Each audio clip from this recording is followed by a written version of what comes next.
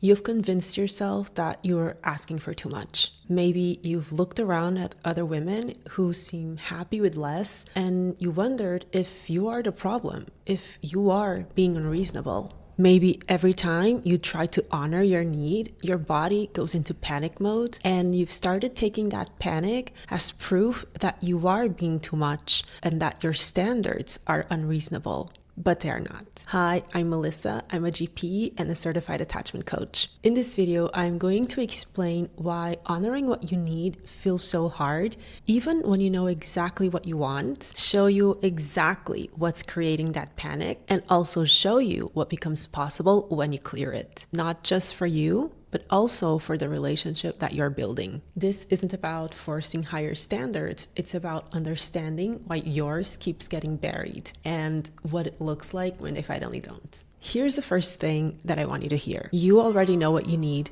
You've always known. That knowing didn't disappear. It didn't get lost somewhere along the way. It's still there. It's always been there. But something is making it really hard for you to hear and even harder for you to trust. That something isn't weakness and it isn't you being too sensitive, too demanding. It's something much more specific than that. And it comes from two places that are deeply connected: your subconscious beliefs and your nervous system. Think of your subconscious mind as this warehouse. Everything you've experienced, everything you were taught, and every conclusion that you drew about yourself, especially in those younger years, it's all stored in there. And if those early experiences taught you that your needs were a burden, that love was conditional, and that you weren't quite worthy, those lessons didn't stay in the past. They became the lens through which you see everything, including what you deserve. And another important thing to keep in mind is that to our subconscious mind, familiarity equals safety. So when your inner knowing sends you a signal, for example, I need more or I want more,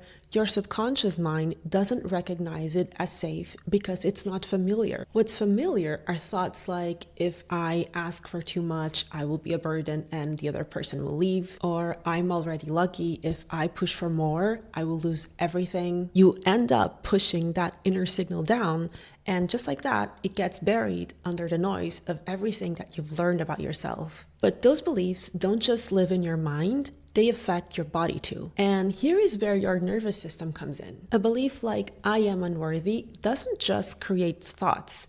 It creates a physical response in form of emotions. If you have thoughts related to how unworthy you think you are constantly firing up in your head, then those thoughts are going to create uncomfortable emotions that may lead you to feeling like you just want to run away. Maybe they make you freeze, or maybe you might feel this intense need to please the other person, or maybe it will just make you want to fight. So if you get that inner signal of I want more, and that triggers all of these negative thoughts and emotions, of course you're going to feel like there is something wrong with what you desire, and you are going to have a hard time asking for it. So as you can see, what you want is not the problem, the belief is the problem. Let me give you an example of how this actually plays out. Imagine that you and your partner are out with your friends. In the middle of the conversation, he makes a comment about your behavior, something small that he has never brought up with you directly before, and everybody laughs it off. But despite it being small, you feel hurt. Now, if you carry the belief of I am unworthy,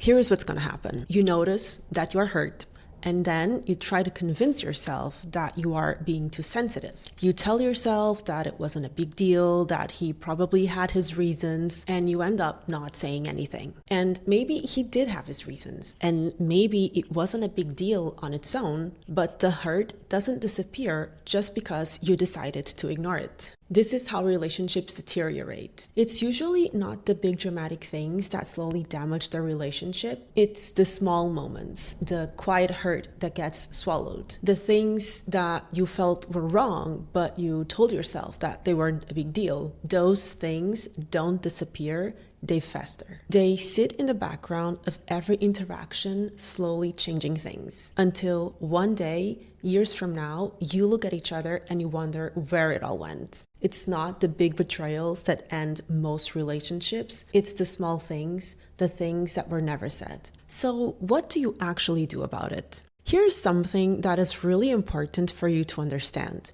Your subconscious mind and your nervous system, they are deeply connected. That connection works in both directions. Your negative beliefs dysregulate your nervous system, but when you work on regulating your nervous system, you also create the conditions for your subconscious mind to begin to shift. And when you reprogram your subconscious beliefs, your nervous system becomes easier to regulate. This is why you need to work on both. Not just one or the other, but both. Because healing one without the other, it only gets you so far. Real lasting change happens when they are both moving in the same direction together. I'll be honest with you, I always knew what I needed and wanted in a relationship. But trusting it used to feel like a fight every single time. This work didn't give me the standards. It just made it much easier to hold them without going into panic mode every single time. When you start doing work on both your negative beliefs and your nervous system,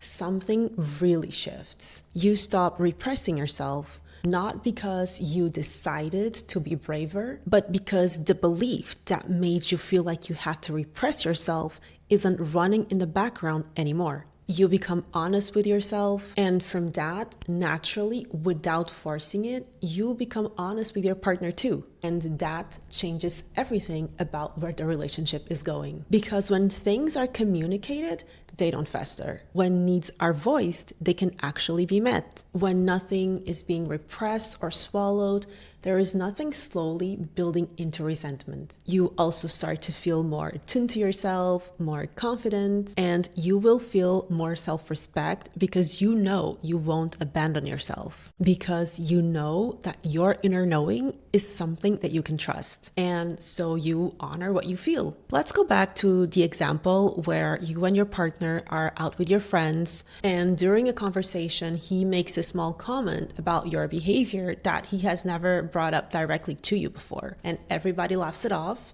but despite it being small, you still feel hurt. When you do the work to rewire your negative beliefs and regulate your nervous system, one possible approach could be that instead of telling yourself that you are being too sensitive, you would talk to your partner afterwards when you were both alone. You would explain why his comment hurt you, and you would also be curious about why he felt the need to bring it up when you were in a group instead of directly to you. You would talk it out so that nothing was left unsaid. You would still feel nervous going into the conversation, but you would listen to your needs and honor them. It's not like the fear disappears completely. It's that something underneath the fear becomes more solid, more anchored. You feel this weight in your chest, this tightness, and instead of convincing yourself that it's nothing, you recognize it. You know what it means. It means that something has to be said.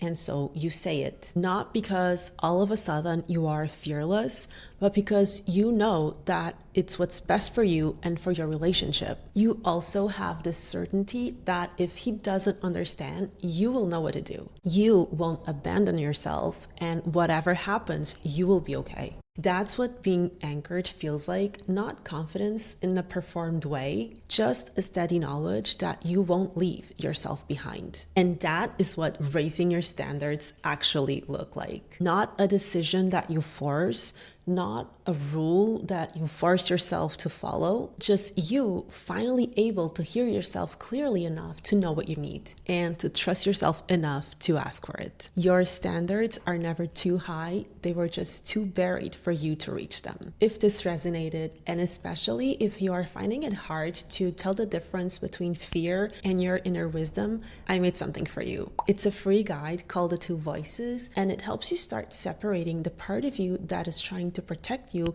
from the part of you that actually knows what you need right now. The link is below.